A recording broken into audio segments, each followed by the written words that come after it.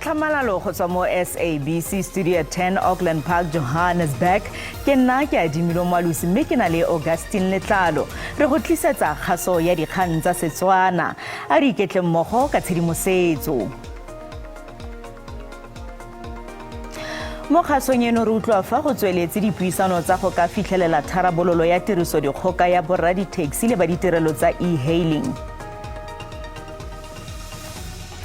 Bakgweetsi ba ka solofela go imologa beke e tlang. Sejana sa netball se bontshiwa baagi ba Gauteng.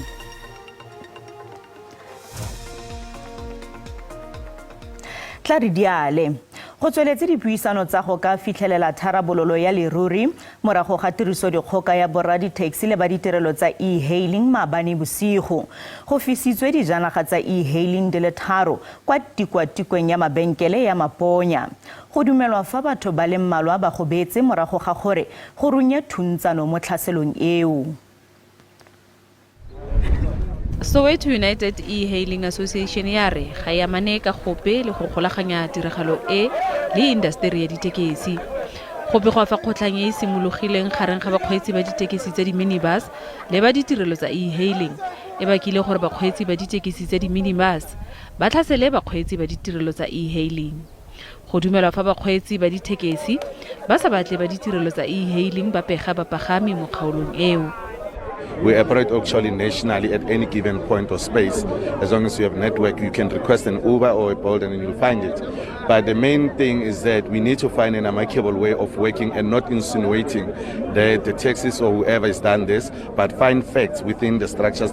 Mokgatlho wa ditirelo tsa e-hailing o batla go dira mo tikologong e babalesegileng. Go ya ka lefapha la dipalangwa mo Gauteng, batho ba le bararo ba ne ba rwalelwa kwa bookelong. Ba ditirelo tsa e-hailing Iling Uber yare e thusitswe le go utlwiswa botlhoko ke tiragalo e ya go sa le gale. One of the cars that were burnt yesterday belonged to an ordinary person from Soweto who has nothing to do with Uber or the taxi association.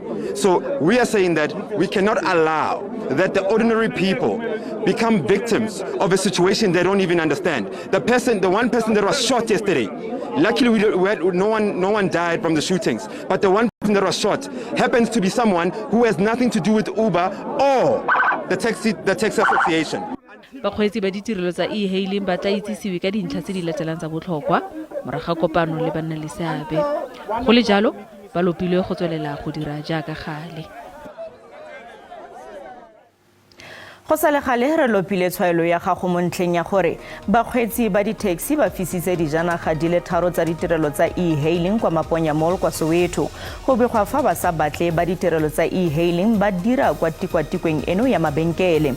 Re go boditse gore o akanya gore go ka dirwa eng gore maphata ka bobedi a dirisane mmogo ntle le dithulano mme o tsibogile jana mo WhatsApp.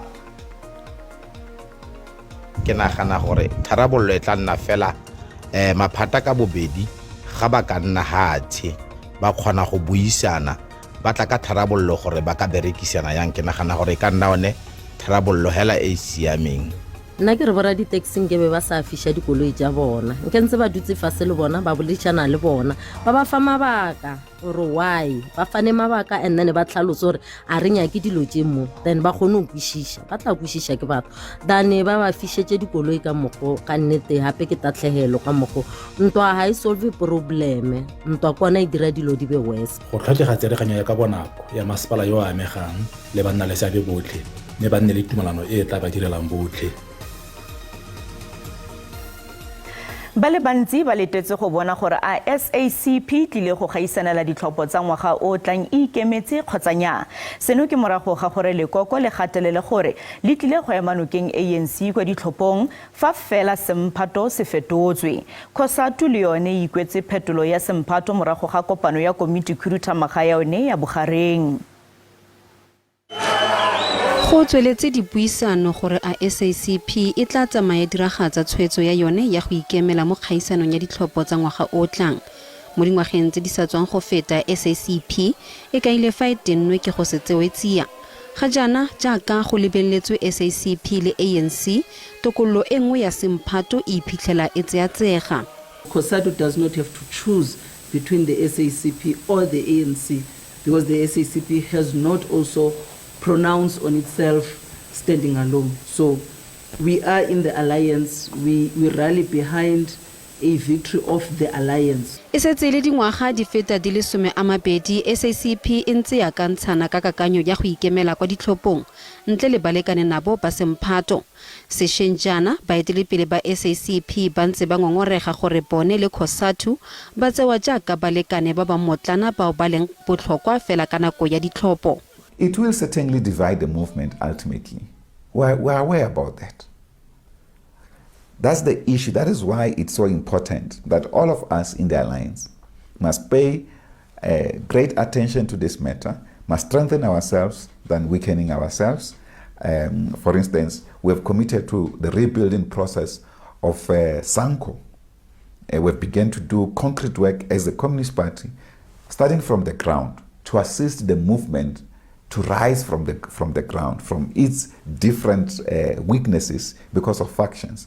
And that if we don't tackle these problems of self-interest, of political role players, leaders, our movement will then collapse.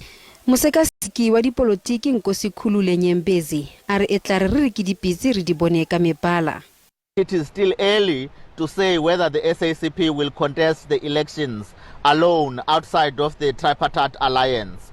I think that we can wait to see whether the process of compiling an election manifesto, as well as the contents of that election manifesto, will represent the aspirations and interests of all the alliance partners.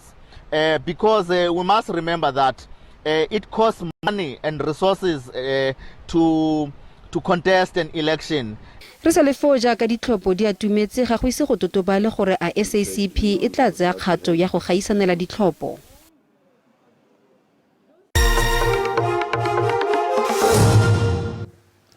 Babelaelwa ba le bararo ba boleilwe ka go thuntsiwa mo thuntsanong le mapodisi kwa Westville kwa Durban.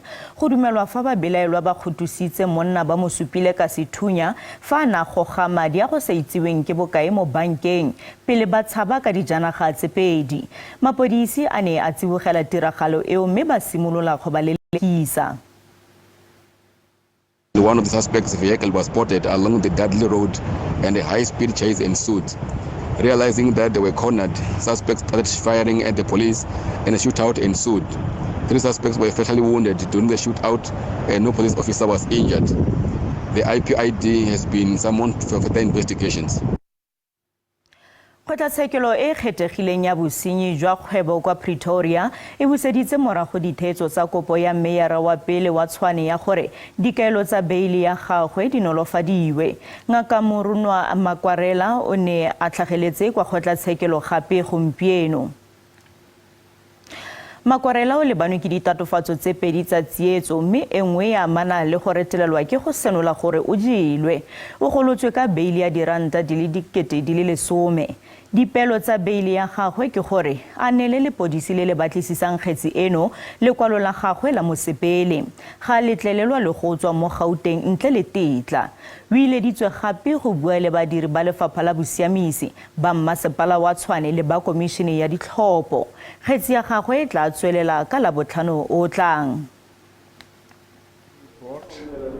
The application in terms of Section 63, which allows our client to approach court for the relaxation, amendment, or changes to the bail conditions imposed at the time when he was arrested.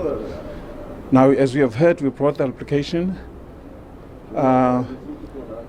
Unfortunately for our client, the state needed to respond, and the state was not ready to respond to the issues that we brought before court, wherein we requested the relaxation of the bail conditions. Tsheko ya balatofadiwa ba le batlhano mo polaong ya meyara wa Collins Chabane Moses Maluleke e buseditswe morago go fitla beke e tlang kwa kgotlatshekelo kgolo kwa Polokwane.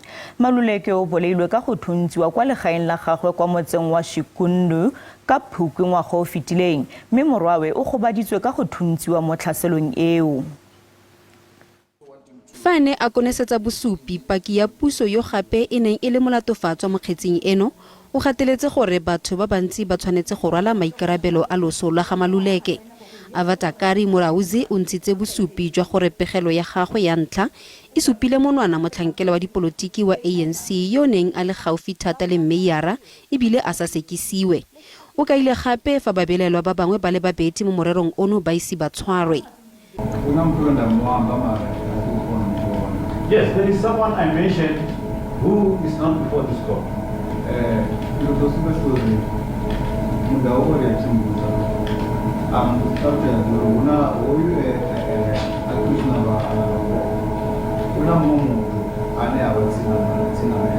have explained before, my lady, that accused number 3 told me that accused number 4 says there is someone who is very close to the man. Ka nako ya dipotsolotso tsa puso Mobolauzi o boleletse kgotlatshekelo gore o nelane ka dipegelo di le 3 ntle le pateletso. With regard to the incident which involves the deceased, the mayor being killed, when you made that statement, were you assaulted to make that statement? Yes. I was never assaulted. Morauzi o gateletse gape fa bosupi jwa gagwe e le boammaruri go ya ka karolo e o tshamekilweng ke babelelwa botlhe. What I need to understand from you is that do you stick by your evidence in chief as to how the incident took place and the role played by accused number 1, 3, 4, 5, and 6? I'm still sticking to that. Ka nako ya loso la gagwe Maluleke ne le meyara wa bobedi wa masepala wa Collins Chabane. Ikgolaganya le lephata la rona la dikgang SABC News re letsetse gore begela ka tshedimosetso nngwe le nngwe dikgang tsiboso kana sengwe le sengwe se se ka tswang se go tshwenya o le moagi re letsetse mo 011 714 6133 kgotsa romela email go news@sabc.co.za. SABC News lentswe la gago re ikemetse ga re tse letlhakore.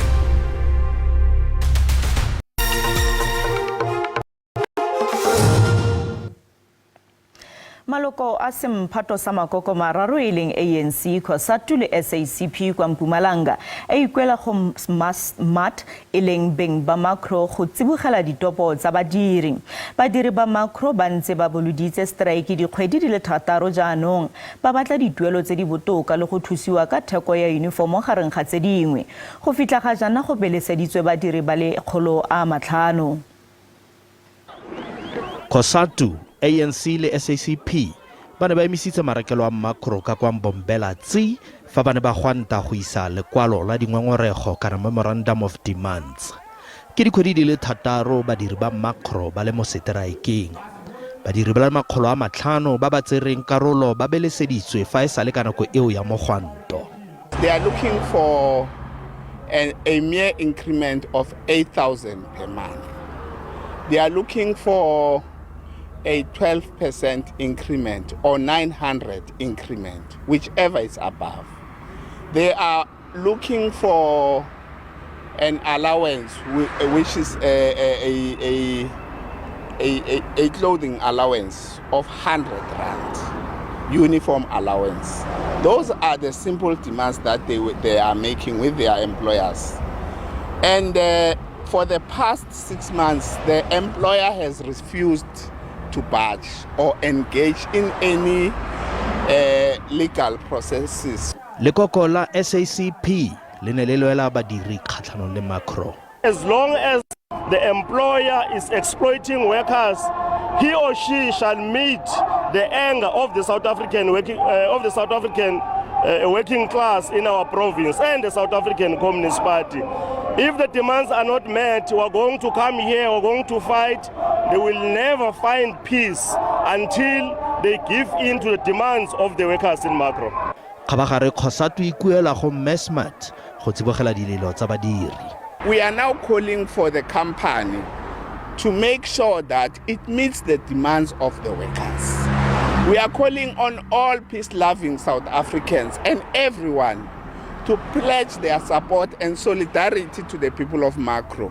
makro e neetswe matsatsi a le 14 go ka tsibogelwa dingongorego tsa badiri. Bakgweetsi ba ka solofela go imologa beke e tlang go supa fa tlhotlhwa ya lookwane e tlile go fokotsega ka magareng ga disente di le 72 le 74 litara ka Laboraro, mme ya diesele e ka fokotsega ka disente di le 85 litara. Lefapha la Diminerale le solofetswe go itsise phetogo ya ditlhwatlhwa tsa lookwane tsa Seetebosigo beke e tlang. Ga jaana litara ya 95 unleaded mo Gauteng ke diranta di le 23 le disente di le 34, fa ya diesel e le diranta di le 20 le disente di le 15. Le fa go ntse jalo, go koafala ga ranta kgatlhanong le dolara mo dibekeng tse di sa tswang go feta go ka baka gore ditlhwatlhwa tseno e nne tsa nakwana fela.